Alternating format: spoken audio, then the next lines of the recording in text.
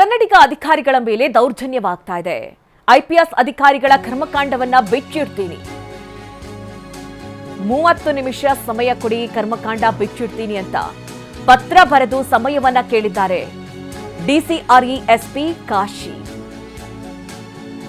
DG IGP ಸಲೀಂಗೆ ಪತ್ರ ಬರೆದು ಈ ರೀತಿ ಮನವಿಯನ್ನ ಮಾಡಿದ್ದಾರೆ. ಸುಧೀರ್ ಕುಮಾರ್ ರೆಡ್ಡಿ ವಿರುದ್ಧ ಗಂಭೀರ ಆರೋಪವನ್ನ ಮಾಡ್ತಾ ಇದ್ದಾರೆ.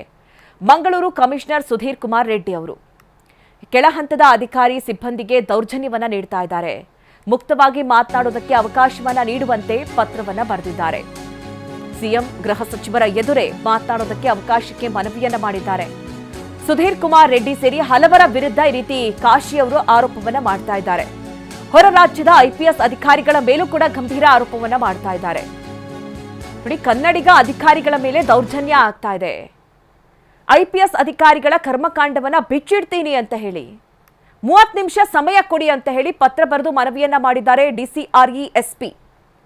ನೋಡಿ, ಒಂದ್ ಕಡೆ ಡಿಸಿಆರ್ಇ ಎಸ್ಪಿ ಮೇಲೆ ಅಂದ್ರೆ ಈ ಕರಿಬಸವಗೌಡ ಮತ್ತೆ ಮಹೇಶ್ವರ್ ಗೌಡ ಅವರ ಮೇಲೆ ಆರೋಪಗಳು ಕೇಳಿ ಬರ್ತಾ ಇದೆ. ಅದೊಂದು ಪ್ರಕರಣ. ಆದ್ರೆ ಇಲ್ಲಿ ಬಹಳಷ್ಟು ಅಕ್ರಮ ನಡೀತಾ ಇದೆ. ಅವರೆಲ್ಲ ಕರ್ಮಕಾಂಡವನ್ನ ನಾನು ಬಿಚ್ಚಿಡ್ತೀನಿ, ಒಂದಷ್ಟು ಸಮಯಾವಕಾಶ ಕೊಡಿ. ನಾನು ಡಿಸಿಆರ್ಇ ಎಸ್ಪಿ ಕಾಶಿ ಮನವಿ ಮಾಡಿರುವಂಥದ್ದು ಡಿಜಿಐಜಿಪಿ ಸಲೀಂಗೆ ಪತ್ರವನ್ನ ಬರೆದಿದ್ದಾರೆ. ಸುಧೀರ್ ಕುಮಾರ್ ರೆಡ್ಡಿ ಸೇರಿದಂತೆ ಹಲವರ ಮೇಲೆ ಈ ರೀತಿ ಗಂಭೀರ ಆರೋಪವನ್ನ ಮಾಡಿದ್ದಾರೆ.